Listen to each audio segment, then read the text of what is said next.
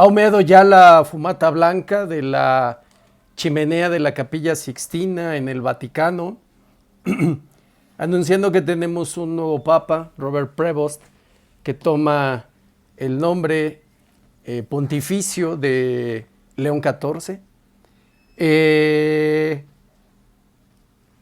Una designación o un ganador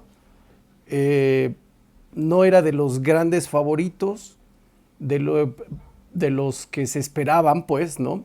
Si bien se había mencionado su nombre. ¿Qué se espera, digamos?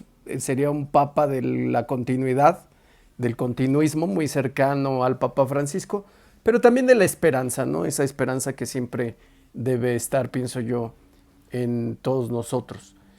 Bueno, bienvenidos a un episodio más del seminario de psicofilosofía callejera, transmitiendo desde la gran Ciudad de México bajo la mirada protectora de San Miguel Arcángel, en esta ocasión para tratar de reflexionar sobre algo muy importante. Es un momento histórico de gran relevancia para todo el mundo, no solo para el mundo católico. El Papa no solo es Papa de los católicos, el Papa es Papa de todos. Esperando, pues, ¿no? O sea, el Papa también es Papa de aquel que no es católico, en espera de que algún día en la misericordia de Dios se convierta. Judíos, musulmanes, incluso los mismos protestantes, ¿no? A quien el propio Jesucristo se refiere a ellos como hermanos separados. Se refiere a ellos en las revelaciones que le hace a Santa Faustina. Grabo esto un día después del famoso Habemus Papam, después de la fumata blanca en las chimeneas, esa chimenea que ahora se hizo tan famosa, ¿no? Por esa gaviota, no sé si una o dos o varias, que aguardaban por ahí, ¿no? Que estaban por la zona. Todos los diarios en la Ciudad de México, absolutamente todos, publicando como nota principal esta llegada de este cardenal agustino, estadounidense, nacido en Chicago, pero misionero desde hace mucho tiempo en Perú, en una zona que se conoce como Chiclayo. Pienso que estuve mirando las portadas de los diarios, y creo que la que más me llamó la atención fue la de Ovaciones, la del diario Ovaciones, un periódico que realmente es deportivo, porque lo precisa muy bien, ¿no? El tapado de Francisco. Se sabía que difícilmente de los 130 y tantitos, no recuerdo el número exacto, que de los cardenales votantes, 80 y tantos, más de 80 los había nombrado Francisco. Hablando de su pontificado, se deshizo, sancionó, corrió a muchísimos, a varios, pues, no, tal vez no muchísimos, no fueron centenares, pero sí a varios que se atrevieron a cuestionar su pontificado. Es decir, los guillotinó, pues, ¿no? Él nombró a muchos, otros realmente inhabilitados ya por su edad. Yo no entiendo por qué un cardenal de más de 80 años no pueda votar. Al contrario, creo que su experiencia debe ser muy importante, lo cual, pero bueno, el Vaticano no lo considera así. Se sabía, pues, ¿no? Que había una nutrida presencia o fuerza del Papa Francisco, pero más que del Papa Francisco, amigos, es del sistema que domina el Vaticano desde hace por lo menos 70 años, pónganse, entre 70 y 80 años. Un sistema masón, ¿no? Las logias masónicas, muy presentes en las altas esferas de la curia vaticana. Comunistas infiltrados, mafiosos infiltrados, pero hoy dominada, incluso una que llama una investigadora, no recuerdo su nombre, la mafia lavanda, les dicen, ¿no? O sea, muchísimos, como una mafia de sacerdotes, de curas, de obispos, que ellos son homosexuales. Y además son otra cosa, no es lo único que son. Y entonces es un grupillo de poder, un grupo muy importante de poder, que son esos que se encubren. No, no es la única, eh, como decíamos la ocasión anterior, la homosexualidad no es un delito, pero ciertamente es un pecado. Y tú tienes todo el derecho de incluso, o sea, es decir, a riesgo de cometer ese pecado en tu vida real, ¿no? O sea, si tú eres oficinista, abogado, psicólogo, no hay problema, pues, ¿no? O sea, la parte espiritual, claro que la hay, pero en la parte cívica no hay ningún problema. Pero claro que la hay si tú pretendes meterte a un seminario y después convertirte en sacerdote. Claro que la hay, ¿no? Entonces, cuando lo haces a propósito, con dolo, bueno, ahí ya hay un desafío. Estamos viendo un claro, bueno, y acabando con esta mafia lavanda, ¿no? O sea, entre ellos mismos se protegen, así les llamas, lo pueden googlear, buscar mafia lavanda Vaticano, ¿no? Que no solo está presente en el Vaticano mismo, sino en los obispados alrededor del mundo. Lo que vimos claramente es, o lo que ya estamos viendo, que lo habíamos comentado, pero que hoy lo podemos ver con muchísima nitidez, se vive una guerra espiritual. O sea, que también por supuesto se manifiesta en lo geopolítico, ciertamente. Vieron o vimos esta tremenda campaña de Emmanuel Macron, el presidente de Francia, Francia un estado masón, ¿no? Desde la Revolución Francesa de 1789. Así como México tiene 4 transformaciones, ¿no? Según el régimen actual, Francia también ha pasado por varias repúblicas. Eh, la de 1789 es una matanza sanguinaria perpetrada por masones, ¿no? Ya lo he dicho, el lema de la Revolución Francesa y prácticamente del Estado francés es el mismo lema masón. Liberté, fraternité, égalité, ¿no? Libertad, fraternidad, igualdad, ¿no? No sé si en ese mismo orden, no estoy seguro. Pero Macron pidió a los altos prelados franceses no votar por ningún tradicionalista. Los que teníamos, digamos, como cierto, como sentimentalmente, ¿no? Como sabíamos que no iba a ser posible, o sea, que no podía, se requería un milagro. El cardenal guineano, africano, Robert Sara, pensamos en algún momento, sabíamos que era muy, muy complicado, que era prácticamente imposible, pero bueno, los milagros también ocurren, y que es un cardenal muy comprometido con la liturgia, con la doctrina tradicional, en el entendido que una iglesia católica está para seguir a Dios y no para seguir a los hombres y sus caprichos y sus pecados. Realmente el Vaticano lo que quieren hacer y lo que están haciendo es convertirlo en una ONG al servicio del nuevo orden mundial y como parte importante de la nueva, de esta Agenda 2030, y que, como les he dicho, no solo hay Agenda 2030, sino Agenda 2050, ¿no? En la cual se relativice todo aquello, toda nuestra idea de Dios. Por ejemplo, había puesto algunos ejemplos, algunos casos, de qué es eso de relativizar, de diluir la liturgia, la doctrina. Bueno, por ejemplo, he mencionado varios ejemplos, pero uno de ellos muy importante es la Eucaristía. La Eucaristía, esta hostia que nos dan en el momento culminante de la celebración de la misa, que es el cuerpo y la sangre de Cristo, que Cristo lo deja, Jesucristo, sumo y eterno sacerdote, a sus discípulos, dijo, hagan esto en conmemoración mía. La hostia tal cual, el pan, su carne y el vino, en donde va remojado la sangre, ¿no? Esa sangre a la que hace referencia en otros pasajes bíblicos, cuando convierte en esa boda donde lo invitan y llega con sus discípulos y que le dice su mamá, la Virgen María, le dice no tienen vino y que le dice qué tengo que hacer, qué tengo contigo, mujer, todavía no ha llegado mi hora. Y ese es ahí, él hace referencia al vino como la sangre que significa la vida, ¿no? Entonces ahora pues ese ha pasado a ser un lunch, ¿no? Un lonche, como dicen los norteños, ¿no?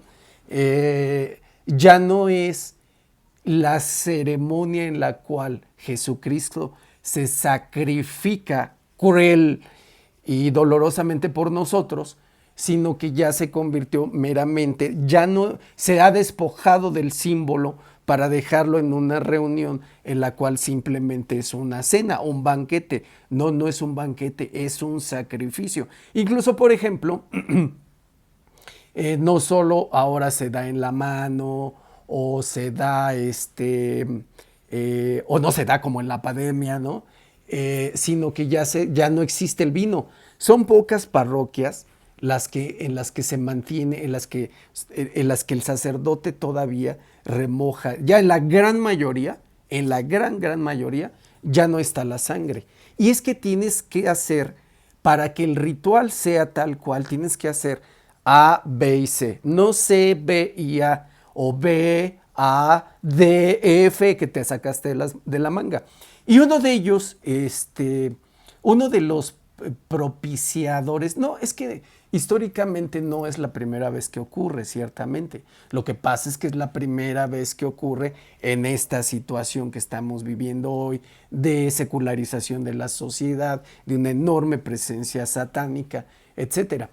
Uno de esos promotores ha sido Robert Prevost, espero no estarle cambiando el nombre, León XIV. Durante la pandemia él promovió que la Eucaristía tenía que darse en la mano, lo cual es una idiotez. O sea, es decir, bueno, ¿y qué? O sea, si de todos modos ya las tocó, la ha tocado la mano del sacerdote, ¿qué rayos que vaya directo a tu boquita pecadora? O sea, es absurdo. Pero además, ¿dónde está tu fe? Que piensas que en ese sagrado momento, el máximo, o sea, no hay otro. No hay otro más importante, quiero decir. Ese es el más importante del hecho de ser cristiano. Así, o sea, no hay otro, no hay otro más importante, por supuesto que hay otros importantes, pero ese es el más importante. El que come de mi cuerpo, de mi carne, el que bebe de mi sangre tendrá vida eterna.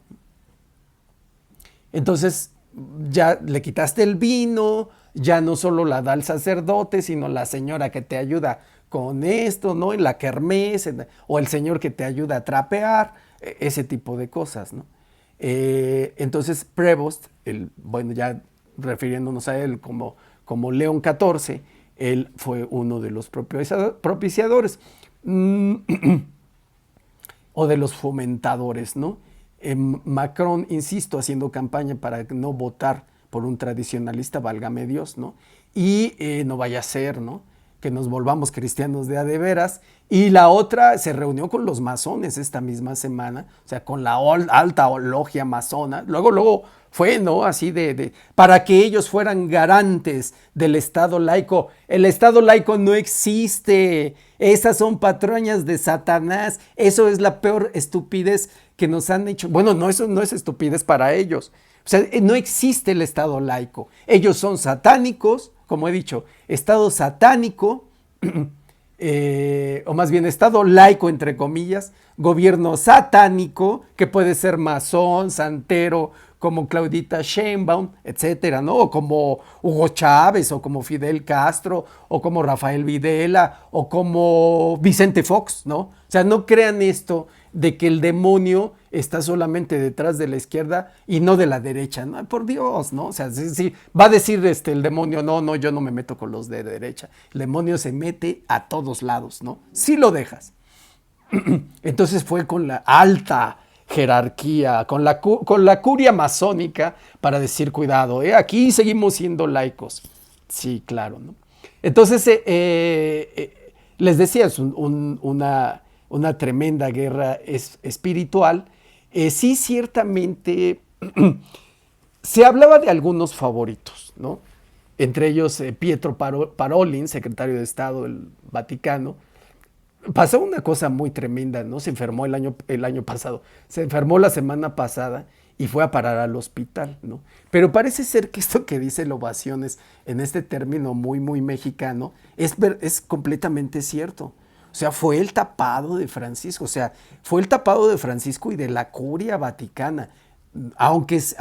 Por ejemplo, los peruanos, porque es nacionalizado peruano, habla perfectamente el español. Ciertamente no se toma, o sea, se sabía que tenía posibilidades. En realidad cualquiera tiene posibilidades grandes, incluso nuestro cardenal Carlos Aguiar, que no sé por qué México solo tiene un cardenal votante, y Estados Unidos, ¿no? Que es la cuna de la apostasía o la máquina de la apostasía en estos tiempos, tiene como 6 o 7, ¿no? Incluso los mismos peruanos tienen 2, ¿no? En un país más pequeño. Entonces, ciertamente lo tenían muy escondido. No fue casual.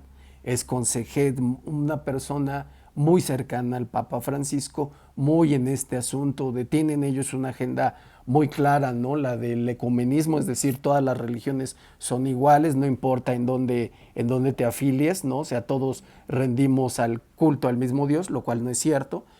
Todas las doctrinas son igual, no es cierto, por supuesto. Cristo dejó una muy, muy específica.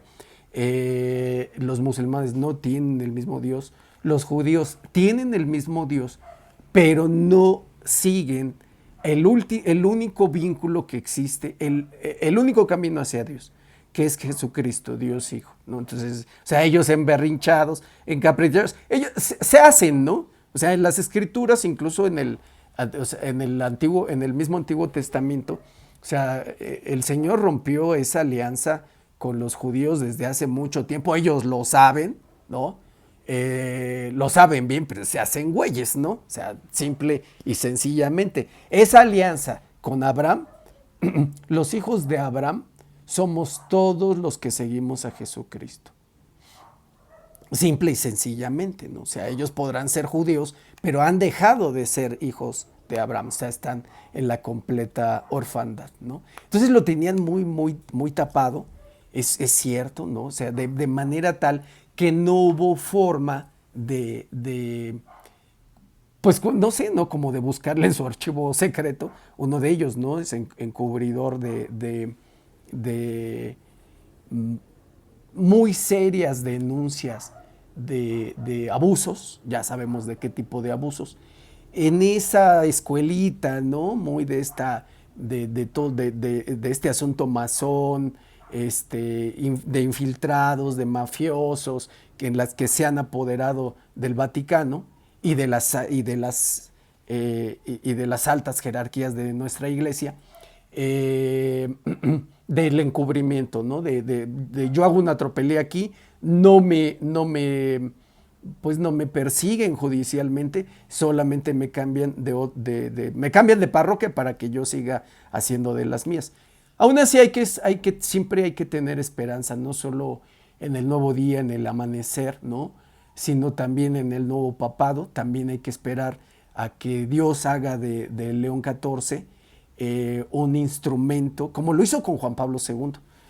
Con Juan Pablo II parece ser como otro de los que ellos venían, ¿no? Como tipo, no tanto como el monstruo de Pablo VI, pero parece ser que Juan Pablo II pues ni siquiera quería, ¿no? Sufrió un atentado muy, muy, muy, muy grave, estuvo a punto de costarle la vida, estuvo muy, muy grave, o sea, 2 balazos, uno de ellos en el abdomen, pero el Señor le salvó la vida, y lo hizo un instrumento. El papado de Juan Pablo II, un longevo papado, de ninguna manera exento de controversia, sobre todo su cercanía al Opus Dei, ¿no? Entre otras cuestiones. pero sobre todo esa, ¿no? La Opus Dei, una organización prácticamente mafiosa, ¿no? Entre tantas que se han infiltrado en el Vaticano, ¿no? Y en general en toda la iglesia.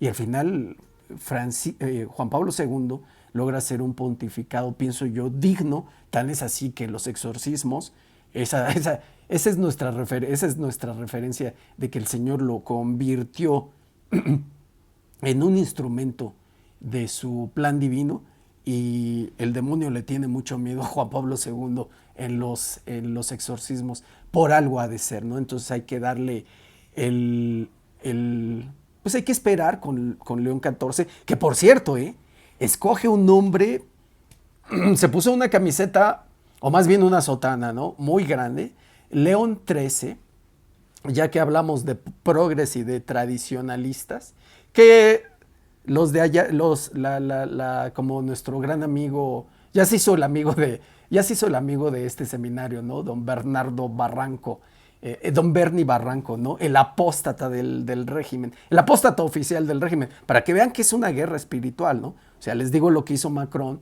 y México, ¿no? Es decir, ¿cuál es el mensaje de México? El México, aquí tenemos a nuestros apóstatas masones. Él se dice católico, no es el primer católico. A los masones les encanta decir que son católicos, ¿no? A final de cuentas son satanistas. No tienen, el satanista no tiene, el masón no tiene empacho en mentir. Entonces León XIII también tuvo un longevo papado que transita del siglo XIX al siglo XX. Él es el que tiene esta visión tremenda en Roma, que ve todos los demonios que se abalanzan, que atacan a Roma, incluso Satanás desafiando a Dios, diciéndole, dame 100 años y me apoderaré de tu iglesia. Y sí lo hizo, ¿no? Pero bueno, lo hizo de algunas partes. Esa es una cuestión.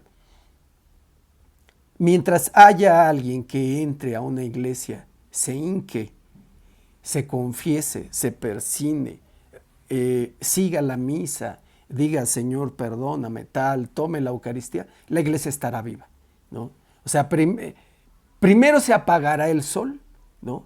Antes que muera la iglesia católica. Pero, ojo, no, o sea, no la iglesia católica no solo es el Vaticano. Entonces, en esas visiones horrorosas que tiene León XIII, ahí escribe esta famosa y hermosa oración que dice: San Miguel Arcángel, defiéndenos en la batalla, sé nuestro amparo contra la perversidad y acechanzas del demonio. Y en el Vaticano II, ¿no? De donde, o sea, prácticamente Francisco, el propio Robert Prevost, León XIV, son hijos del Vaticano II.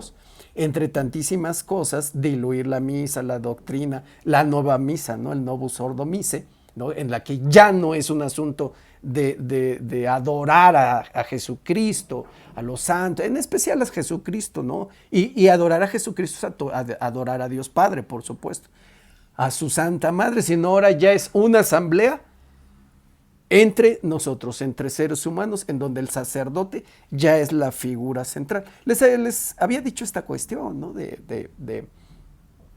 que cuando se pone más pesada la misa es cuando el sacerdote empieza a hablar, ¿no? Empieza a decir, o sea, un sermón de 5 minutitos muy preciso y todo, pues, muy bueno, ¿no? Pero estar hablando 15, 20, yo he oído a unos en donde el padre se cuelga hasta media hora, ¿no? Entonces, y ahí pues da una hueva tremenda, ¿no? Porque a veces pues, son así como que le hacen al Apolo Paul, piensan que es un stand-up o algo así.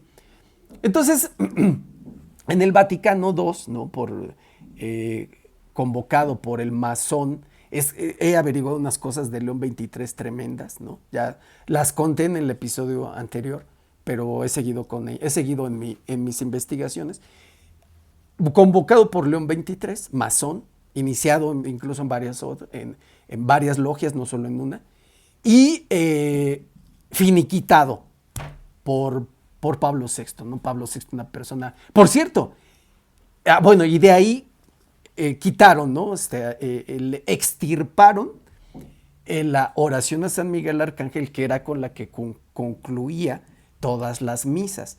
San Miguel Arcángel, defiéndenos en la batalla o defiéndenos en la lucha, no es lo mismo. Solo algunas parroquias lo conservan. Algunas, obviamente, las de la misa tradicional, ¿no? Y las de, o sea, la de la misa tridentina y las de la misa y las parroquias consagradas a San Miguel Arcángel, como esta que hay en Pino Suárez, aquí en la gran Ciudad de México, ¿no? Entonces la quitaron, bueno, pues no es que no es necesario, no, pues sí, no, pues, evidentemente Pablo VI y Juan XXIII y toda la gran cantidad de curitas, obispos y cardenales satánicos, masones, comunistas, mafiosos, infiltrados, bueno, pues lo menos que querían era vérselas con San Miguel Arcángel o con la Virgen María, ¿no?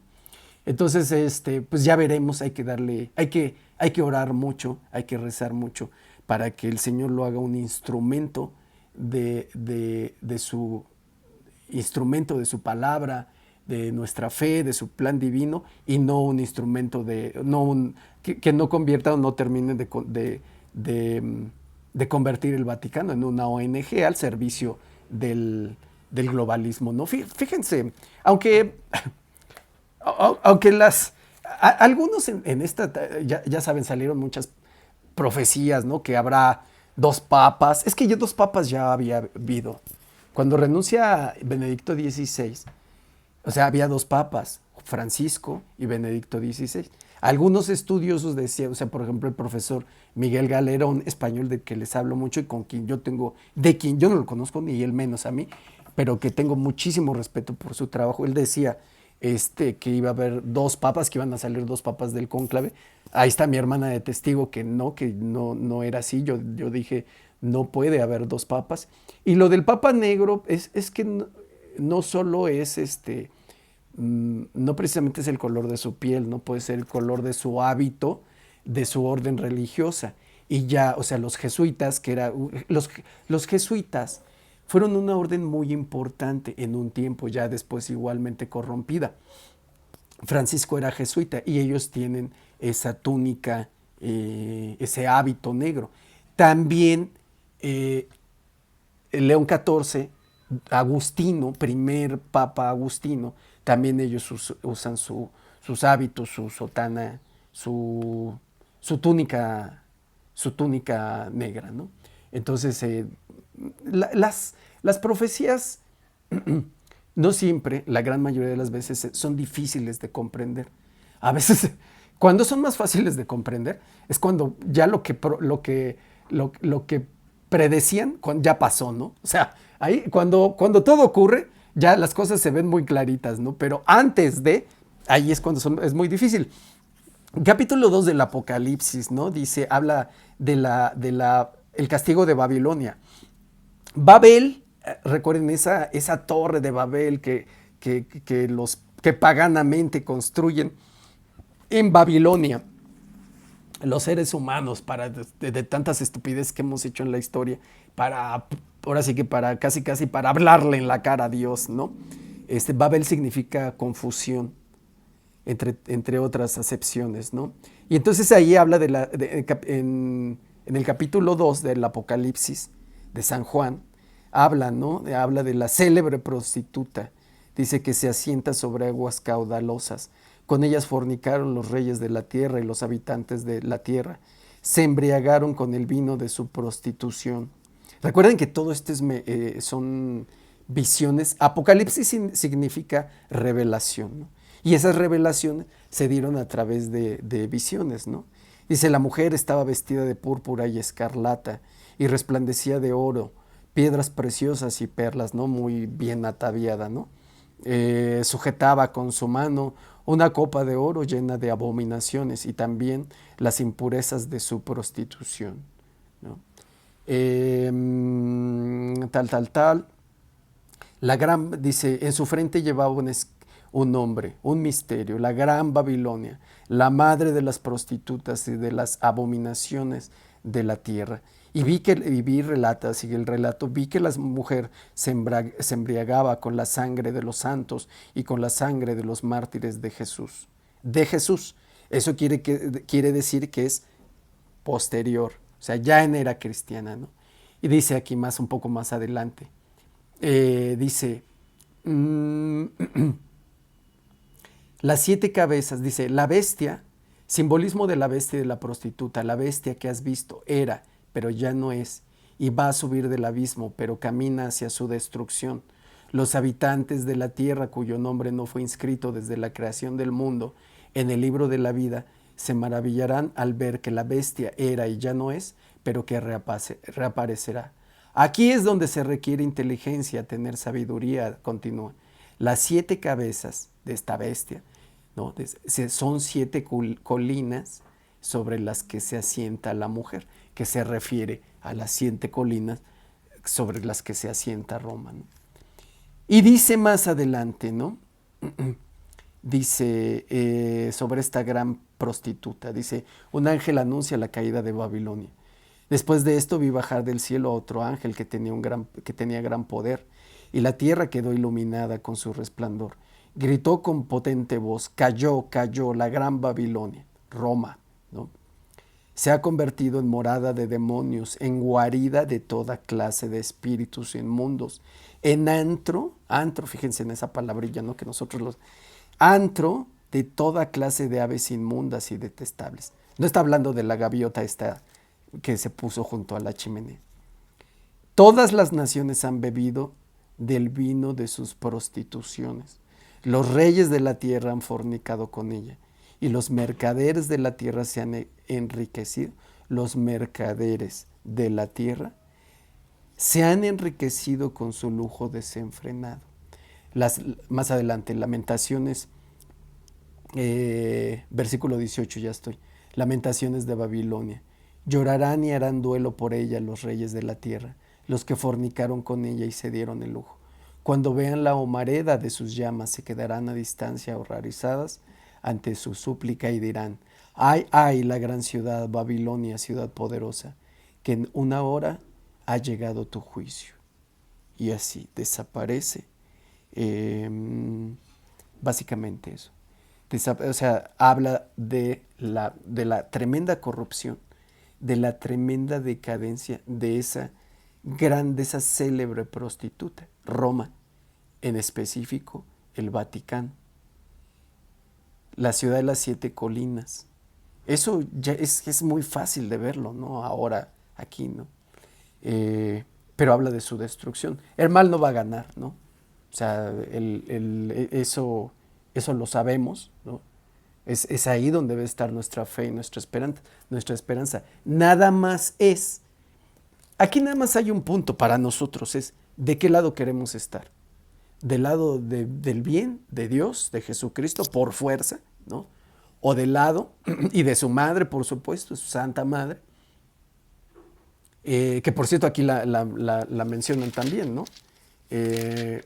Más atrás, Apocalipsis 2, ¿no? Apocalipsis 12, ¿no? Donde dice que pisará la cabeza de la serpiente. Entonces, aquí la cuestión es, dice Apocalipsis 12, para todos aquellos que duden, de que dicen, la Virgen María no aparece en la Biblia, ¿no? Pues es que no la has leído bien, ¿no? No solo aparece en Génesis 3, aparece en todo, o sea, en Lucas lo podemos ver muy claro, ¿no? En esta, en una parte de donde se extrae esta oración que se llama la Magnífica, en donde María dice, glorifica mi alma al Señor, y mi espíritu se llena de gozo al contemplar la bondad de Dios mi Salvador, porque ha puesto la mirada en la humilde sierva suya. Y ved aquí el motivo, porque me tendrán por dichosa todas las generaciones, pues hizo en mi favor cosas grandes y maravillosas, el que es todopoderoso y su nombre infinitamente santo, cuya misericordia se extiende de generación en generación a todos cuantos le temen. Extendió el brazo de su poder, disipó el orgullo de los soberbios, trastornando sus designios. Desposeyó a los poderosos y elevó a los humildes. A los necesitados los llenó de bienes, y a los ricos los dejó sin cosa alguna. Exaltó a Israel, su siervo, acordándose de él por su gran misericordia y bondad, así como lo había prometido a nuestros padres, a Abraham y a toda su descendencia por los siglos de los siglos. Eso viene en Lucas. Y en Apocalipsis 12 dice la visión del dragón, de la mujer y del dragón. Apareció en el cielo un signo sorprendente, una mujer vestida de sol, con la luna bajo sus pies y tocada con una corona de 12 estrellas. Está encinta y grita por los dolores de parto, por el sufrimiento de dar a luz. De hecho, así tal cual esta imagen que narra es la Virgen de Guadalupe. Esa imagen que ustedes ven atrás, ahí se va abajo, la luna bajo sus pies, en este caso está negra. Y si pueden ver ahí cómo tiene colocadas, por ejemplo, en la advocación de la Virgen Inmaculada, entre otras, o sea, sabemos que está encinta, ¿no? Ella como virgen, ¿no? Virgen Inmaculada. Pero aquí, esto que ven aquí, no, perdón, no alcanza a ver mi dedo. Eso que se ve ahí, o sea, donde están sus manos, que ella está rezando, cuelga un listón negro. Ese, en la cultura mexica, es el indicativo de que está del embarazo, de que una mujer estaba encinta. Entonces, en Apocalipsis 12, además, o sea, que es la que pisa la cabeza de la serpiente, predice, ¿no? Es la profecía de la Virgen de Guadalupe pisando la cabeza del demonio, de la serpiente, que es lo que le dice a Juan Diego: yo soy Coatlachupe. No le dice yo soy Guadalupe, obviamente le habló en náhuatl, ¿no? No le habló en ruso o en inglés, ¿no? O en latín, ¿no? Pues qué rayos le iba a invitar Juan Diego, que no le iba a entender, y tampoco nosotros lo hubiéramos entendido. Entonces le dice eso, y Coatlachupe es Coatl, ¿no? La que pisa la cabeza de la serpiente, Coatl, la serpiente. Entonces, cuando está así, pues ya todo está muy claro, ¿no? Todo está muy nítido. Pero antes de, ¿no? Bueno, entonces, lo único que le atiné yo, ¿no? O sea, mi gallo era el cardenal Robert Sara, sabía que no podía, que difícilmente iba a pasar eso. Ahí viene la mosca que me manda Satanás cuando estoy grabando. Es capaz que ahorita se me para aquí en la nariz. Lo que yo decía, mi pronóstico, iba a haber continuidad, la continuidad de Robert Prevost. Iba a haber, tenía yo por lo menos la ilusión, ¿no?, de que se extendieran a un tercer día de votaciones, lo cual nos habría dejado ver que, pues que había más batalla, ¿no? Pero no la hubo, ¿no? O sea, fue rápido, ¿no? O sea, hagan de cuenta que en boxeo ha de haber sido como un knockout en el sexto round, ¿no? O en el cuarto, ¿no? Porque fueron 4 votaciones, ¿no? Knockout técnico, efectivo, no importa, efectivo en el cuarto round, ¿no? En el cuarto asalto, en la cuarta votación, según, si mal no recuerdo. La continuidad y que no iba a haber 2 papas, ¿no? Eso fue a lo único que pude atinarle. No, pues en realidad no había es muy difícil hablar, ¿no?, de estas cuestiones. Hay que darle tiempo. Por cierto, estuve viendo, y eso lo pueden checar ustedes, eso es algo que se los tengo que compartir. Cuando comienza el cónclave, y lo pueden ir a checar, ¿no? Para que vean que no estoy de argüendero, ni no, vayan y chequenlo. Y quien dude, le puedo mandar el video. Cuando empieza el cónclave, simbólicamente, todo es simbolismo, acuérdense de eso, ¿no? O sea, porque el simbolismo tiene un significado, significa esto, ¿no? O sea, ¿por qué la celebración eucarística tiene que ser con un pan ácimo, o sea, con un pan sin levadura, ¿no? O sea, ¿por qué no la hacemos con una concha, ¿no? Con un cuernito, y en lugar de vino, que ya se lo quitaron, ¿por qué no? Pues café con leche, ¿no? Por ejemplo, ¿no? No, porque entonces no significa lo que debe de significar. Y entonces pasan de la Capilla Paulina, por cierto, esa Capilla Paulina en donde no creo que haya sido solo una vez, seguramente ha ocurrido en otros lugares del Vaticano, en donde iniciando el pontificado de Pablo VI, los masones satanistas depravados hicieron una misa negra entronizando a Satanás en el Vaticano, por lo menos en esa capilla, ¿no? Entonces, Ya después han hecho por ahí algunas cosas, ¿no? Que lavaron con cloro para que el horrendo, apestoso príncipe de las cloacas le encanta meterse a las cloacas, ¿no? Le encanta la porquería, le encanta los excrementos. Por eso es muy dado a manipular las moscas, ¿no? Pobrecitas moscas. Ahí hicieron su ritual satánico. Entonces van de la Capilla Paulina, hacen como una pequeña procesión a la Capilla Sixtina, que ya es ahí donde se reúnen, hacen las votaciones, siguiendo todo este meticuloso protocolo, ¿no? Que tienes que ir vestido de tal y no que llegaste con tus jeans, ¿no? O tu playera, ¿no? De que te regalaron de cuando se fue la familia a Acapulco. No, no, no, tiene que ser todo. Algunos, como este cardenal, ¿cómo se llama? Me parece Timothy Radcliffe, ¿no? Así que no se encuentren a Timothy Radcliffe en verdad, hecho cardenal por Francisco, que ni siquiera era obispo, según... No, se encuentran a Radcliffe en un bar gay y hasta ahí llegaron, ¿no? Bueno, entonces cuando va comenzando, o sea, ya llegan a la Capilla Sixtina y la entrada está una Biblia de esas que sirven para la liturgia. Yo aquí tengo la misma porque les quería compartir esta parte del Apocalipsis. Y entonces tienen que posar su manita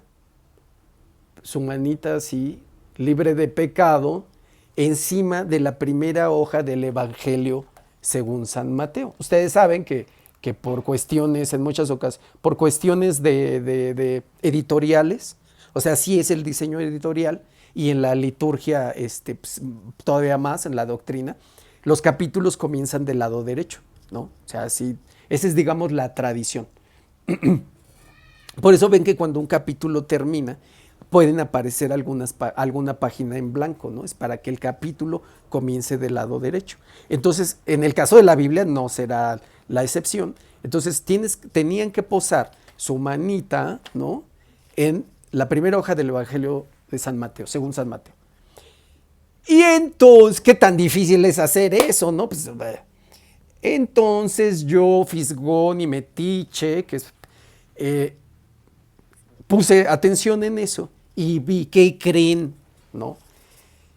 No estaban para saberlo, pero yo sí para contarlo. Espero aquí que la Virgencita de Guadalupe me perdone, pero sabe que no lo hago con mala, que no ando de chismoso que no es chisme, es investigación.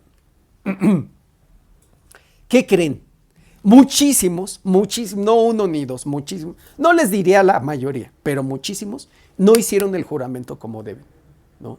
O sea, lo que hacían era posar la manita, discúlpenme y solo ponían sus deditos así, o sea, así, pero no la posaban por completo, solo ponían las yemas. Unos hacían así, clásicos masones, ¿no? Ya ven que se saludan de a dedito, ¿no? Así como si fueran muy tímidos, ¿no?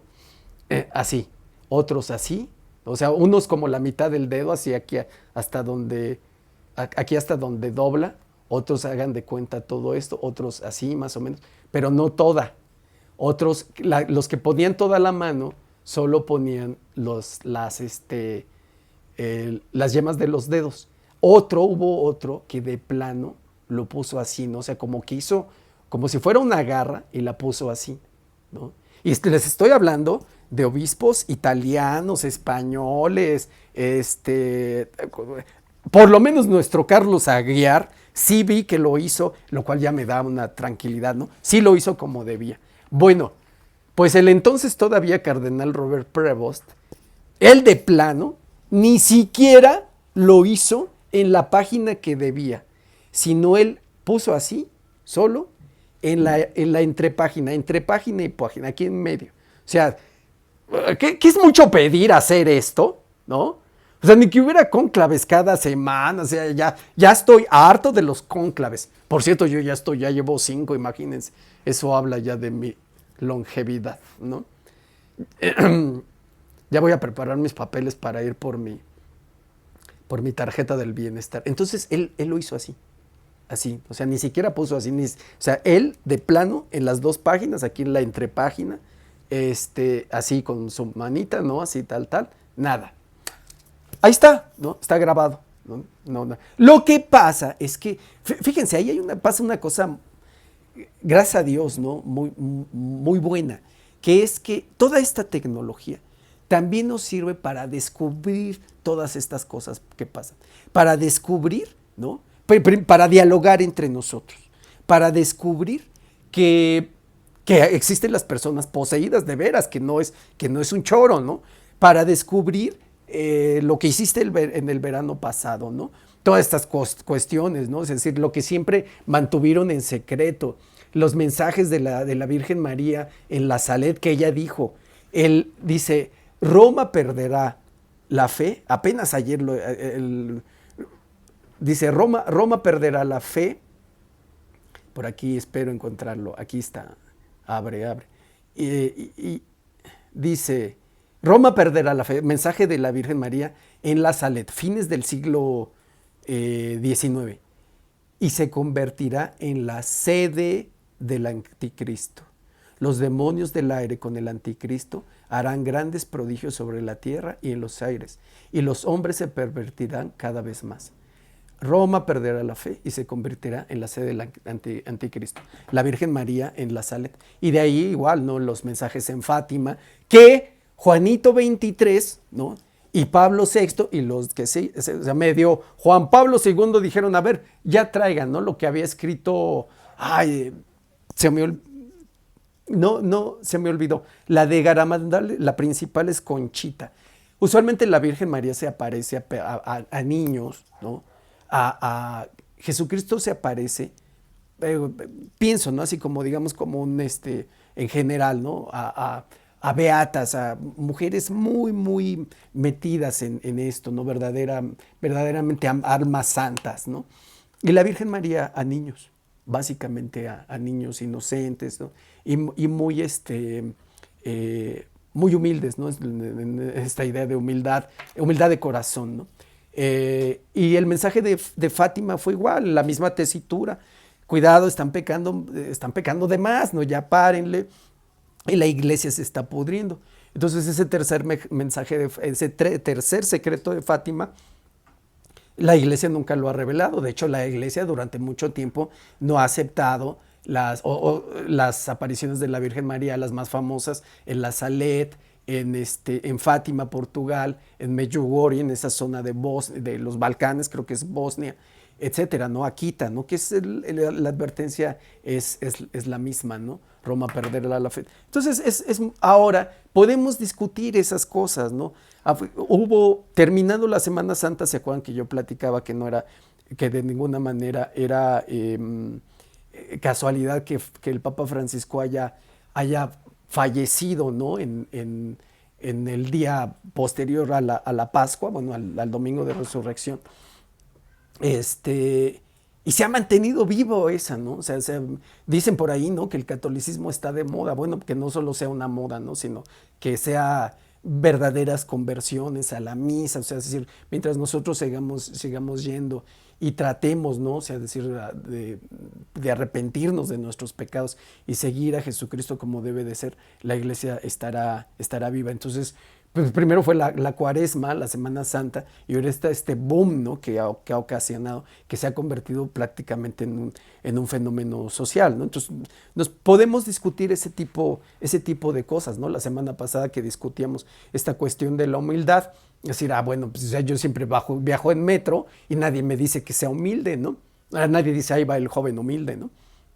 Porque la humildad ciertamente está en el corazón, y la persona que hace ostentación de su humildad deja de serlo, ¿no? Como esa que lleva 1 kilo de arroz una despensa al desdichado, ¿no? Y véanme con este pobre infeliz yo regalándole un paquete de lentejas, no. O sea, que tu mano izquierda no sepa lo que hace la derecha, y que tu mano derecha no sepa. El único que te tiene que ver es Dios, el único. Cuando des limosna, cuando hagas, que nadie te vea, no andes sacando fotos, ¿no? Ese tipo de cosas. Entonces nos permite estos medios ahora discutir este tipo de cosas ya sin el dominio, ¿no? de o la hegemonía de los medios masones de comunicación. Nuestro gran amigo, ¿no?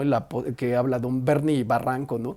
Que cómo se le ponen, así, ¿se acuerdan de las telenovelas de Ernesto Alonso? Cómo echaba su rayito, su rayo de maldad, ¿no? Su rayo demoníaco en esas telenovelas del Maleficio y de el regreso o el retorno de Diana Salazar. Así don Bernie Barranco, ¿no? Ahora sí, se anda muy activo, ¿no? Siendo ya el papel de apóstata del régimen, nada más le falla así, le falta su rayito, ¿no? Así, su rayo maléfico, como a la Ernesto Alonso, hasta se parece un poco mi amigo eh, eh, se parece don Bernie Barranco a Ernesto Alonso.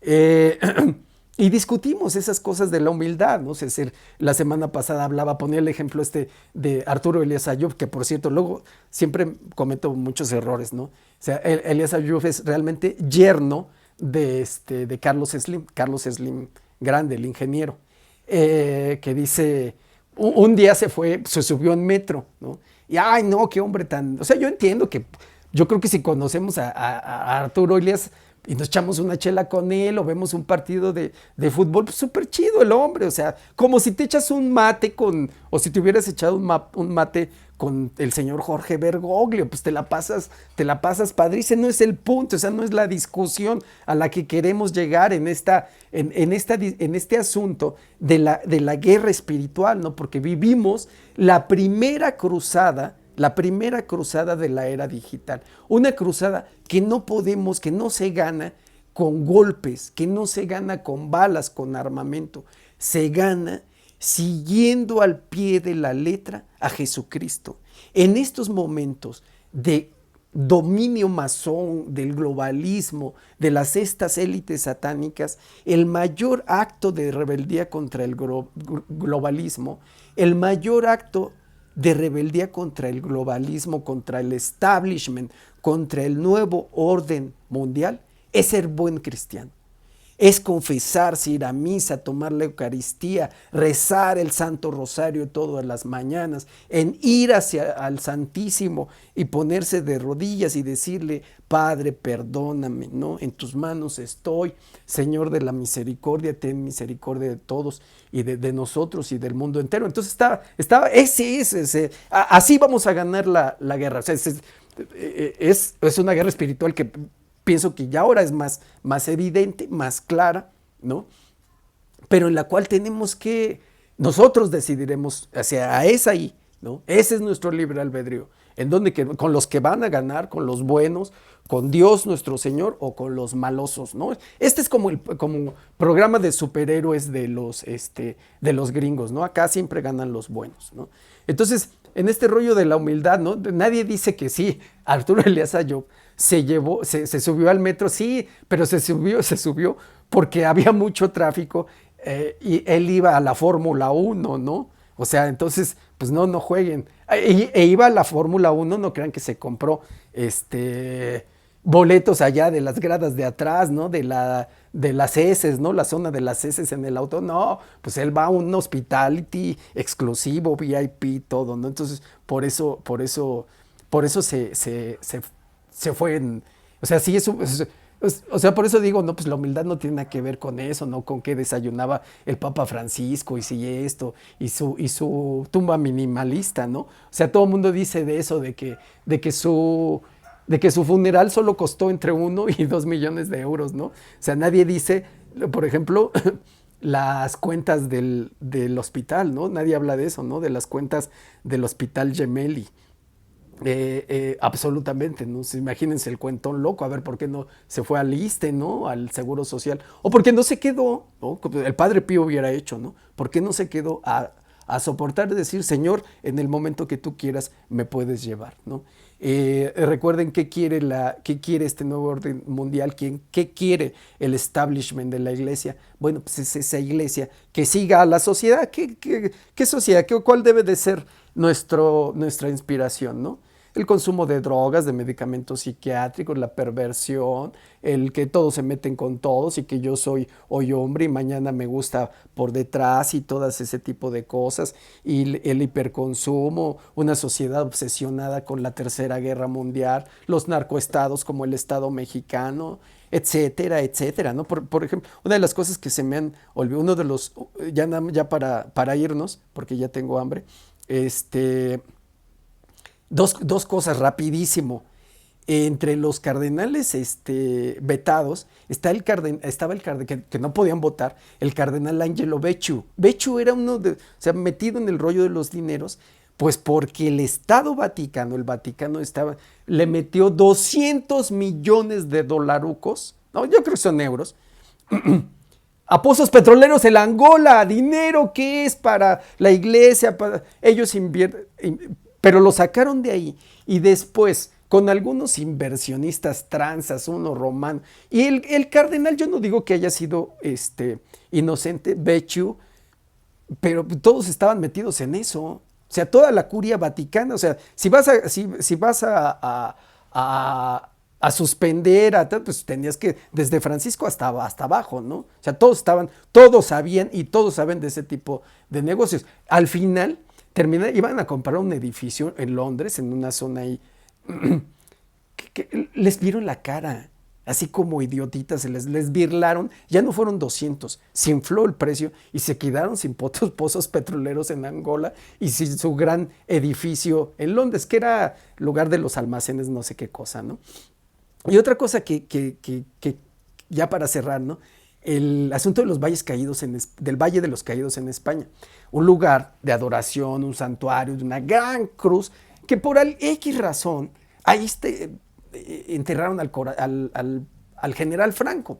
Bueno, pues profanaron su tumba, creo que lo sacaron, pero quieren desmantelarlo todo. Pedro Sánchez, el presidente del gobierno español, pues es, es criado de George Soros, ¿no? De una de las grandes cabezas de este nuevo orden mundial, del globalismo, de la Agenda 2030, y el tipo es un demonio por completo. O sea, ¿cuál es el punto? Desacralizar la zona. Una zona, vamos a suponer, ¿no?